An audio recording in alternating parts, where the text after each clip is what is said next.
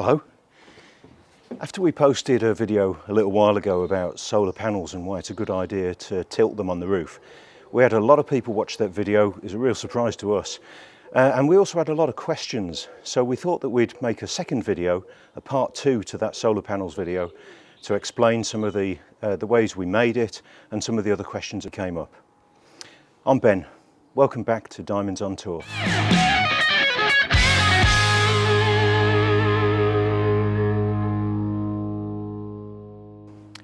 Now, first of all, a lot of the questions we had in the comments on the last video were asking us about drag. So we'll just spend a few minutes talking about that. What? Not this sort of drag? Ah, right, the drag from the wind on the roof of the van. Okay, yeah, so not, no, of course not. Right you are, save those for later. Okay, so the questions are actually about the drag from the wind on the roof of the van on the panels. So let's go around the front and have a look at that.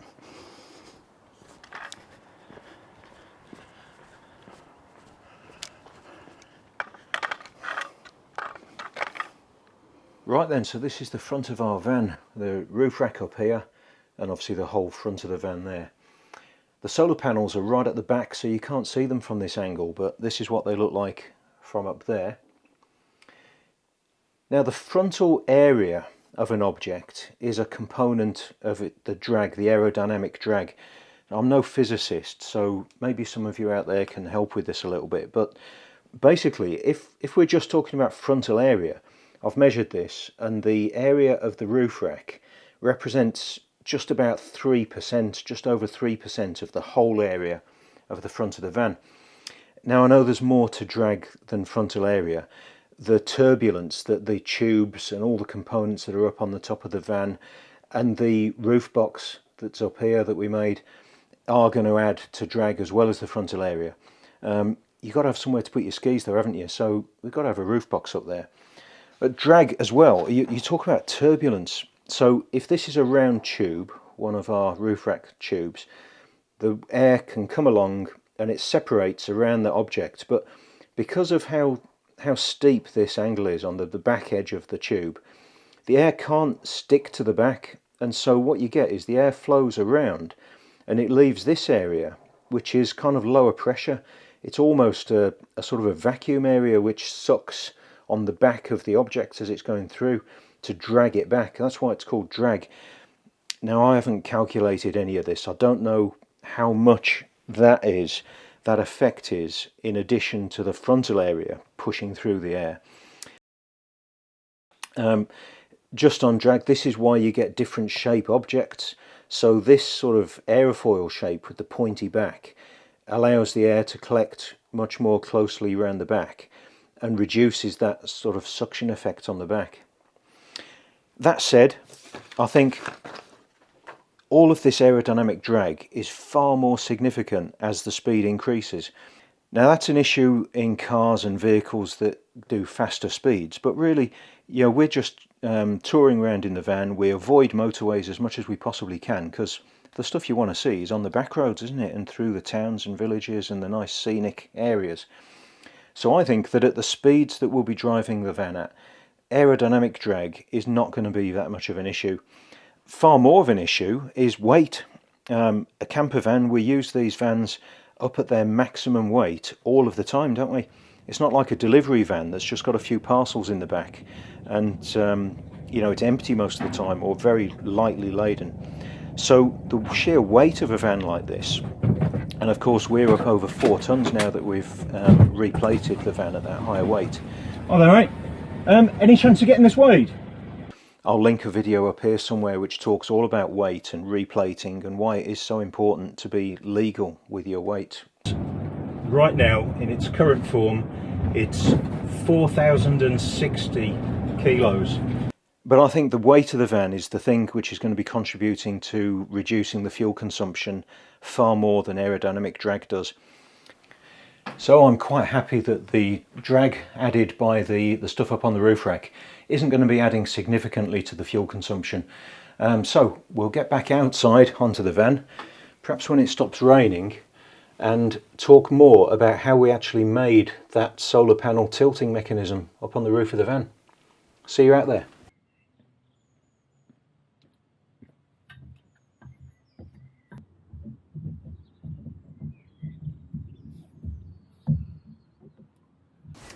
Oh, here we are then, up on the roof of the van. The roof rack, you can see with the solar panels back there. The rack itself is fixed to the top of the van in these channels, which are bolted through to the factory mounting positions on the roof. And the roof rack itself are made out of this 32mm aluminium tube, all TIG welded together, and that fixes to the bars, to these channels, using T-bolts, stainless steel T-bolts, so they can be mounted at any point, and it provides a really solid, strong fixing for the roof rack. The panels are here at the back. These are two 175 watt panels from Victron, so that gives us 350 watts of available solar power up here on the roof. They're fixed high up, as you can see here. I've put them as high as I can on the roof rack to give us enough space underneath to fit the linear actuators. And what I'll do now is lift them up and you'll see a bit more from underneath.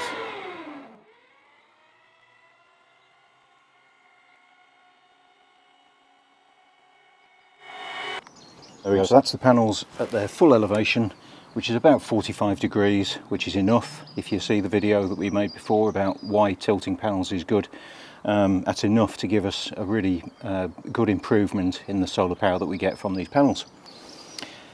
So the two panels are fitted to a 25mm angle frame, that's aluminium angle, welded in the corners, and that makes the basis to bolt them to.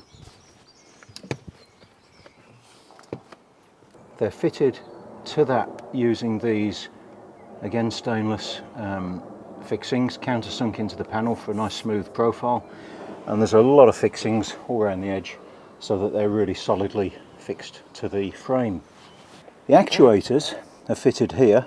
I've just noticed a little bit of surface rust on this bracket, so I'll have to deal with that very soon.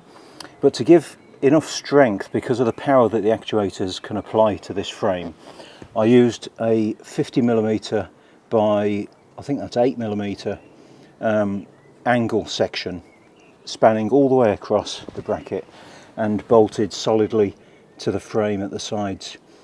If you can see here, what I've done with the end of these panels is recessed them so that the mounting for the actuator is as high up as I can possibly get it, close underneath the surface of the panels. And you'll see why that is later when I show you more about the geometry. For hinges at this end, I made these brackets which bolt onto the roof rack, and then I used these stainless steel rose joints to provide the articulation to enable the panels to move. I put 3 of those across the width, and that provides a really strong hinge for these panels to lift up. I use rose joints rather than actual hinges because these are far more solid, much more controlled, much less likely to seize, and really easy to work with. It enables a really compact dimension to create these hinges on the edge of the panel. I've also just noticed, although these are sold as stainless steel rose joints, there is a little bit of corrosion on them. So again, I'll have to deal with that in due course.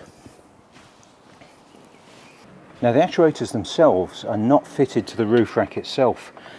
If you see down here, I've fitted them directly to the rail which is on the roof of the van, and that's so that the actuators can be fitted as low down as possible, almost flush with the roof, to give again the advantage of the geometry. Base of the actuator as low as possible and the other end of the actuator as high as possible underneath the panel to help with the geometry.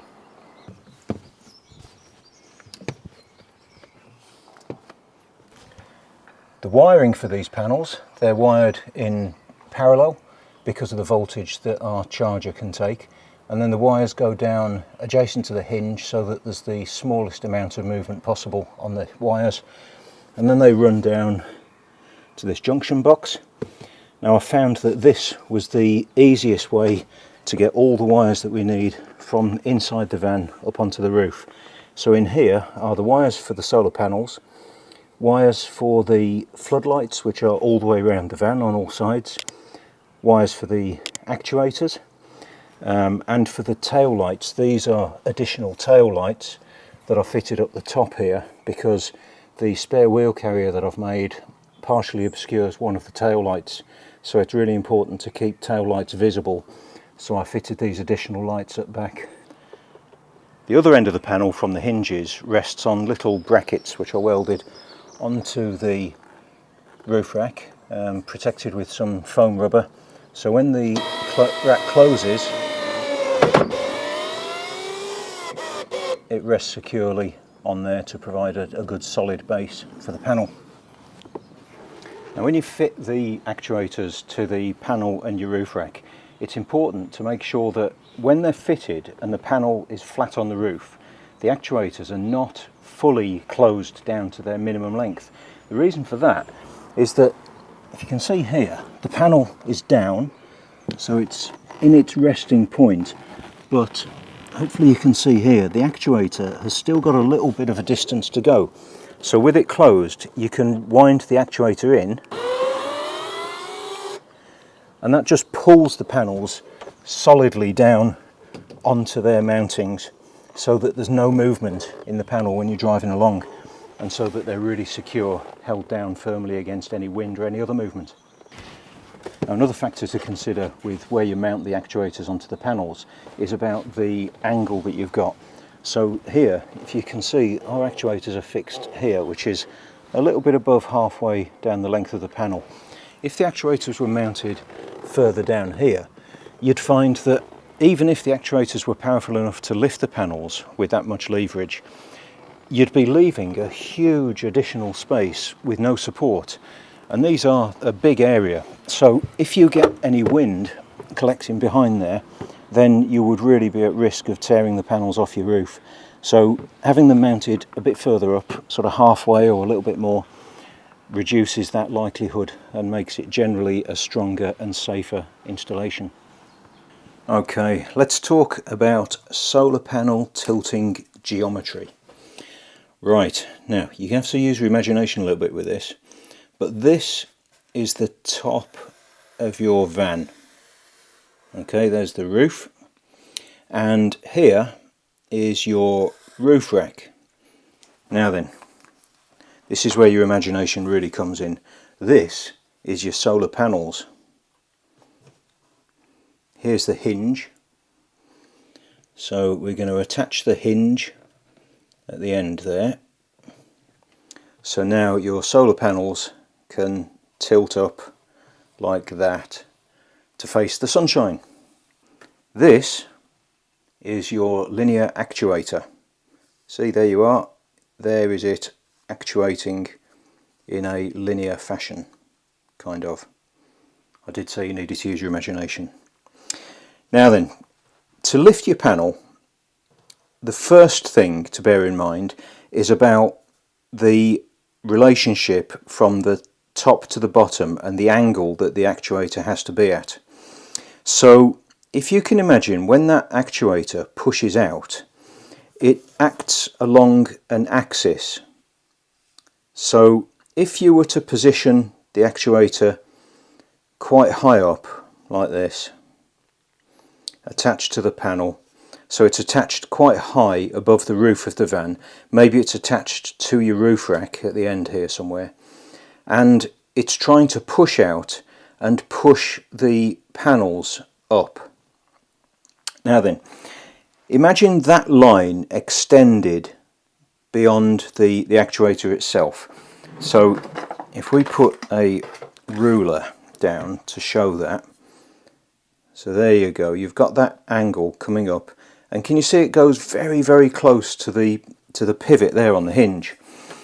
Now what would happen with that is, effectively, the angle that it's pushing at creates a lever against the hinge, and that lever, the shallower this pitch, so the higher up the base of the actuator, makes that lever effectively much, much shorter. So if you take it to an extreme, if you're able to mount your actuator down here somewhere, it's pushing up here, and the angle that that's pushing at creates a lever from here down onto the hinge. So it'd be the same as using a lever that's right up here pulling on that panel, and you see from that it would very, very easily lift the panel. If, however, the actuator is very, very shallow and that line is coming out very, very close to there, you've got a tiny little short lever trying to lift this huge length and weight of panel, and you're never going to achieve that. In addition to that, if you ever could have an actuator that was powerful enough to lift a panel from right down here, then when it was up, you'd be left with this enormous piece of panel which would be acting like a huge sail, and it'd, first gust of wind, it'd snap here where the actuator's attached, and you'd have that huge piece of panel just snapped off. Now the other way, or the better way of doing it, would be to attach further down. If you imagine you could attach your actuator right at this end of the panel, for one thing, to get it elevated fully, you would need such a long actuator. It would have to reach all the way up there, and this one isn't long enough really to do that from there. And also, because the actuator effectively doubles in length, when that comes back down again, it's still going to be elevated. So that wouldn't work either. Although when it was up, that would provide a very, very stable position, because it's supported at the bottom by the hinge and right at the top by the other end of the actuator. So that would be absolutely solid. You look at the triangulation there, really, really good. But you can't achieve that with an actuator. If you had an enormous long actuator, you'd have to mount the base of it off the page down here. We're actually, coming right down the side of your van, and you've only got this space to play with. So the only way to achieve it is with a compromise, and by fitting the actuator to the panel roughly in the middle like that, what you can achieve, and also by having the highest distance that's reasonable between the roof of your van and the underneath of the solar panel, gives you enough space to mount the base of the actuator right down low on the roof rail that your roof rack's mounted to, and then you can also mount it to about the middle of your panel. So as it goes up,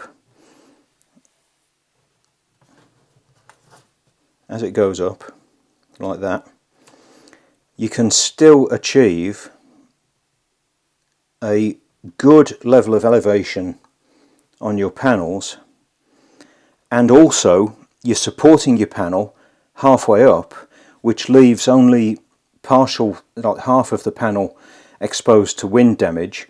And that is the way that I achieved the compromise of being able to fit the actuator underneath the panel while also being able to get a useful angle.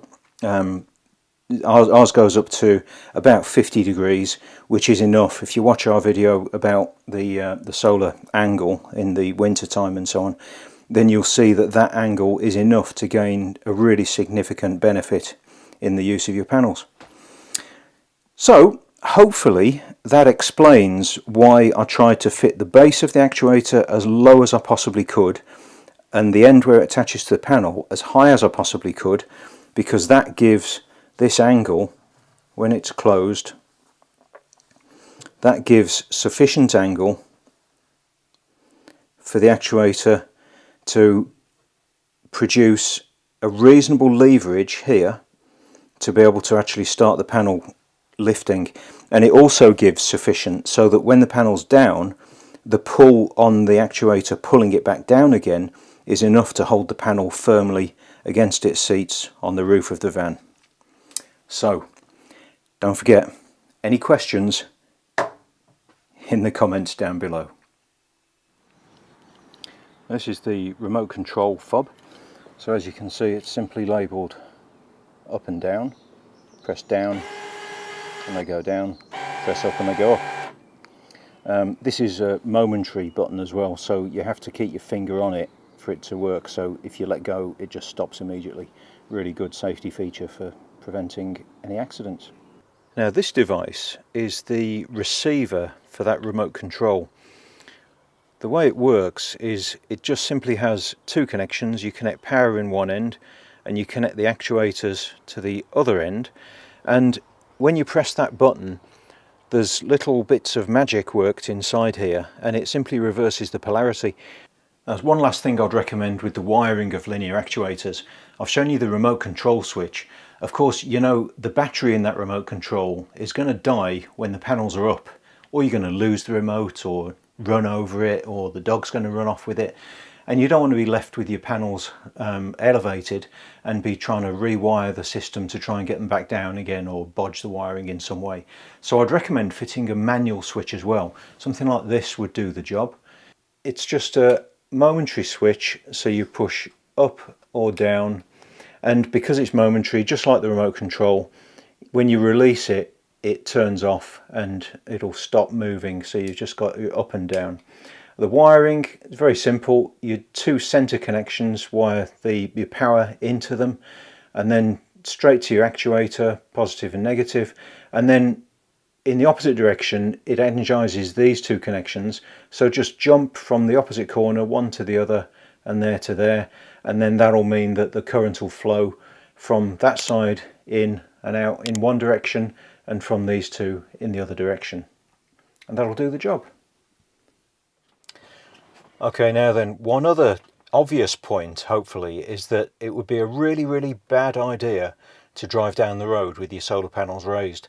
So just to add one additional final little piece of Swiss cheese to help with managing that problem, I've made this incredibly subtle panel with those hooks on it, and that hooks onto the steering wheel, and I've got the remote control attached to it, so whenever I'm raising the panels I've got that panel, and that helps me remember to put this on the steering wheel whenever they're raised.